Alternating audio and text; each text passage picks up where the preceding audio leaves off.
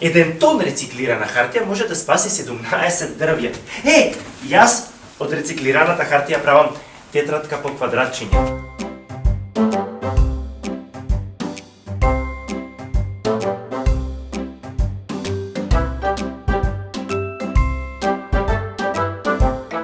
Па да ги едуцираме децата дека треба многу повеќе да посветат внимание на животната средина, да ја промовираме науката како важен сегмент во понатамошниот нивен развој, а не само помодарскиот начин на живење или корисноста од интернетот и алатките кои што ги имат на располагање да ги стават во служба на функционалност за заштита на животната средина.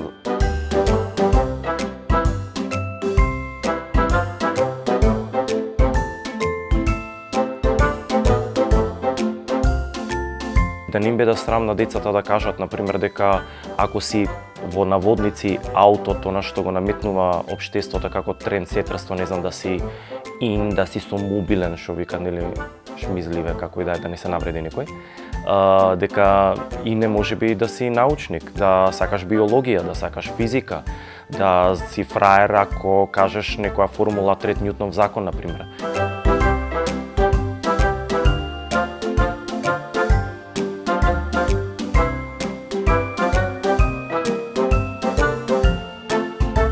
Сите ние, луѓето, треба навистина да бидеме свесни за се тоа што ни се случува.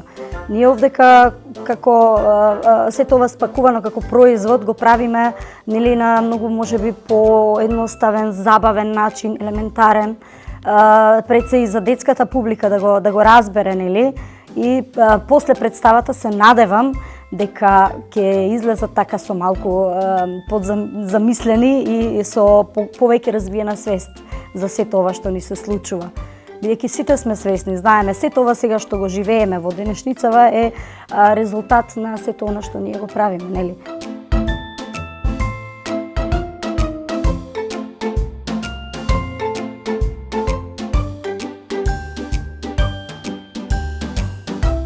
Секогаш е убаво децата да уживаат во бајките, кои се неминовен дел од нашиот театар. Но уште побаво е кога дечињата ќе се навикнат дека има и поважни работи отколку само принцови на бели коњи, принцези на зрнограшак и така натаму, дека има теми кои се доволно интересни за нив, во вид на представа, во вид на книга, во вид на некое документарно филмче или така натаму, доволно интересни се, а уште повеќе се корисни. Верувајте ми, мислам дека со оваа представа ќе се потрудиме децата да го добијат тоа чувство дека е многу значајно да не се фрла отпад, да не се колку може да се рециклира пластика и така натаму.